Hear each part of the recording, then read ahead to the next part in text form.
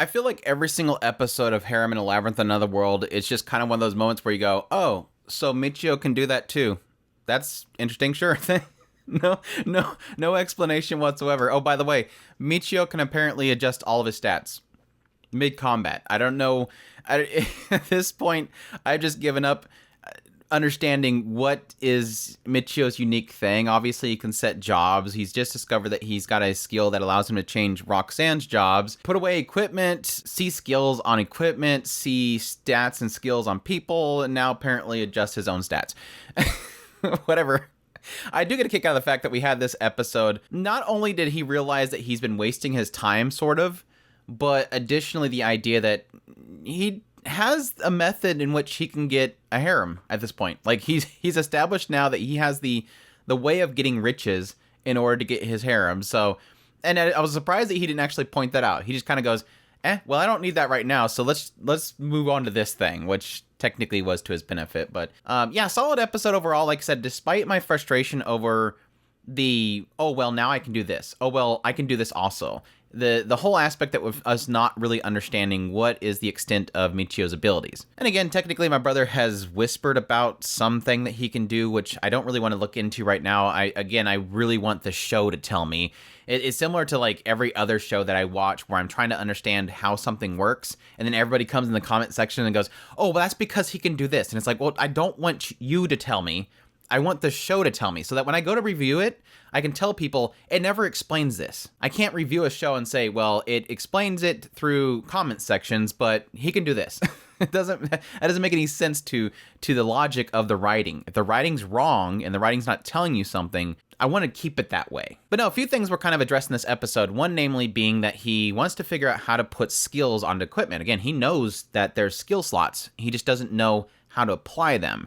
And through Roxanne, we find out that apparently blacksmiths can apply skills to items. We find out through Roxanne that these are applied by skill crystals that are essentially monster skills that kind of have accumulated. And then you can go to a blacksmith and have the blacksmith apply skills to the items themselves, which, according to her, is a little bit shaky. Apparently there's a lot of blacksmiths that make a lot of money by tricking people into believing that they applied a skill to something because nobody knows if it actually applies, only the blacksmith. And then they can just take that item, give you another one and say, yeah, it's applied, and then they can sell it to somebody else. So there's a lot of shady business that's happening around blacksmiths. And while Michio's like, well, I'll just have to get the blacksmith skill. It seems like, according to Roxanne, this is something that he can't get. Like, this is a job that only dwarves can do. So we'll see if that's true. I mean, eventually he could probably unlock the skill because, again, he's technically unique. He's able to change his stats. Why not? But it kind of leads him to going, well, okay, if I can't trust blacksmiths and I need a blacksmith, so I guess we'll just have to get a party member as a blacksmith. That way we can trust them. So I wonder which one of those harem members is the blacksmith that we've seen from the future shot. But no, this is funny because this is the first time they end up going to the labyrinth together, and it turns this whole thing where she's kind of informing him on different things and him realizing just how uninformed he is and how much time he's technically been wasting. Because apparently one way that adventurers make money is that they bring these crystals with them. As they kill monsters, it absorbs this magical energy from them, and then over time it changes colors to the point where they can sell it for a lot of money to like the church and stuff. And this obviously bothers him because he's not been carrying around a crystal this whole time. So, which he's trying to, ease his mind, like, look. It takes a lot to actually charge these things. People only sell these once in a while in their life, like 3 times in their lifetime. So it's not as if you missed out on anything. But as we find out later, he does have a unique skill that times it by 32, I think it was. So every time he kills a monster, it's like he kills 32 monsters. So yeah, technically he could have had quite a few of these gems, and he could have sold them to get Roxanne very easily. So it is kind of one of those things where he's learning as he goes along, learning his mistakes, and it's kind of opening the door to possibilities going forward. Like I said before, he's technically just laid it out. This is my way to get my harem, because if I can get these, sell them like green ones, and get like thousands of this rule or whatever that was the currency, he can easily buy a whole harem. I think the question mark is going to come is, again, this is me overthinking it probably, if there'll come a time where this raises question marks. Because obviously from Roxanne's perspective, she's like, that's amazing. He's like, don't tell anybody. Just there was a lot of that this episode. Don't tell anybody. I can change your job to monk, but I've always been a beast warrior.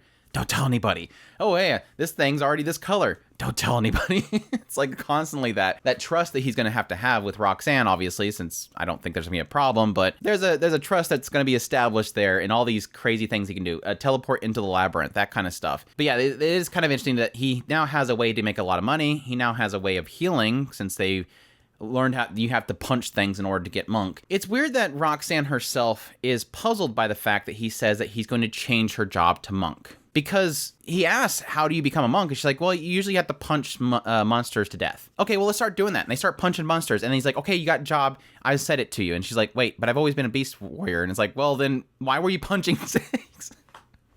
He never says, well, he does say to get rid of your weapon and punch things. So I guess she was just doing what he's told him. But I think she'd probably raise the question of like, well, why am I doing this? But no, Roxanne was awesome, though. Fist Warrior Roxanne was pretty awesome. I mean, she's dodging stuff and not overly dodging and just beating the crap out of the things. Solid. It wasn't like crazy animation, but some pretty cool animation in there to kind of show the strength that she was putting in her punches. So yeah, they both required monks, so now they have healing ability. He says that he's going to stay in the back lines while she's in the front lines, and he's going to use healing abilities. It was kind of interesting because like the entire time that they're in the labyrinth, he was always the front. I assumed at the very beginning that he was doing that to one, show off, but two, to regenerate his mana because he just teleported. But it seemed like it was very odd that he was always on the front line through most of the labyrinth. And it was a big question mark. It's like, why do you have is Roxanne only there to pick up stuff, or are you just not used to having a party member? It was curious they didn't address that, but it did, of course, turn into the idea that he was just trying to get the monk skill, or the monk job. He was also frontlining because he was trying to use magic at some point, and it seemed like he couldn't cast it. He's assuming it's because of mana. I wonder if that'll be something else. Maybe he just doesn't know how to use it. Roxanne also explains the labyrinth are living, breathing things, that they do grow. They grow upwards, so you have to climb the labyrinth. In order to take it out, you have to take out all the floor bosses and eventually reach the top, which, yes, typical labyrinth fare, especially if anybody that wrote this possibly read Mushoku Tensei Jobless Reincarnation. But yes, in this episode, they eventually reach the boss door, which that's where the episode cuts off. Some additional stuff that they had in this episode that I thought was interesting is they finally had this point where he tells Roxanne, stop waiting to be told to sit down. I want you to always sit down. I'll try my best not to jump on you. Starts messing with her ears and talking about his previous home world. And it does have a point where she kind of asks, are you going to go back home? Are you going to leave? And it's kind of insinuating this idea that he would leave her behind and go back to his hometown. I'm not sure why she wouldn't think that he's just going to bring her with him, but from his perspective, it's really hitting on the idea of, are you going to leave me? And the fear there, obviously, is that she feels comfortable at least enough with Michio that he doesn't want her to sell her off to somebody else, because then who knows who she ends up with. She's comfortable right now. And he's establishing at this point, no, I'm not leaving. Like, I'm going to be with you forever. Like, he's comfortable in this world, it seems like. Which, yes, again, go back to the original statement my brother told me, that his original coming to this world was because he was thinking about ending himself. So he didn't have anything in his previous life. So here he's pretty much comfortable. He's got a place to stay. He's got food on table. He's got all this stuff to mess around with. And yes, technically, he's got a girl to bed with all the time. Another interesting thing that was noted in conversations at the inn is that at some point, Roxanne, after their first visit to the labyrinth, states that she was happy that she was of use. Because she says, you did a great job. We did what you did because you're so great, master. And he's like, no, you helped out a lot. It really did help having you guide me. But she says specifically in her previous party, she was a newcomer and nobody would ever listen to her opinion. She either had to watch the battles from behind or was told to attack inconspicuously from behind. Now, this is the interesting thing because I never really thought that we could possibly get into where they were, how they got to where they were. Like, how did Roxanne end up in the possession of Alan and eventually Michio buying her? Will we eventually get into the idea that maybe she was a free person, messed up somehow, and got thrown into servitude? I'll be very curious if that's going to be a touching point at some point, or if maybe she was sold off the moment that she was born. Obviously, she has been doing things before she reached Alan because she's a level 6 warrior, she's a level 6 villager, so she maybe had a life before this. So it would be actually cool if they ever actually do get into it, to get into Roxanne's life, what she's gone through.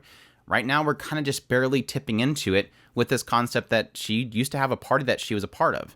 It was pretty bad at some point having this, again, discussion about wanting to increase their numbers. And he's talking about, we need to add more people to the party. And she's like, I agreed to it. And he's like, I guess that's consent that she's okay with a harem sex. And it's like, Where do you come to that conclusion?